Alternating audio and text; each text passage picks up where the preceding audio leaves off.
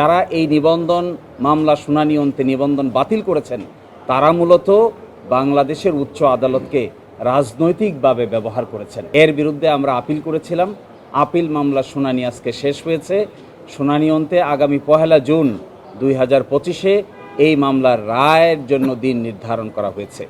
আজকে আদালতে মূলত আমরা বলেছি যে জামায়াতের রেজিস্ট্রেশন প্রক্রিয়াটা বাতিল করার মাধ্যমে এবং কেয়ারটেকার গভর্নমেন্ট সিস্টেম বাতিল করার মাধ্যমে পলিটিসাইজেশন অফ জুডিশিয়ারি করা হয়েছে, অর্থাৎ বিচার বিভাগকে রাজনীতিকীকরণ করা হয়েছে।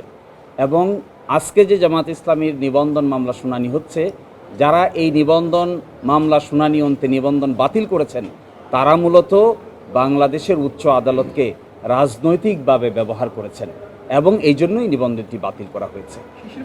আমাদের এই আর্গুমেন্ট আদালত অত্যন্ত মনোযোগ দিয়ে শুনেছেন। আমরা এক্সপেক্ট করব যে আমাদের এই আর্গুমেন্টের ভিত্তিতে আগামী 1 জুন ইনশাল্লাহ জামায়াত ইসলামী তার নিবন্ধন ফেরত পাবে ইনশাআল্লাহ।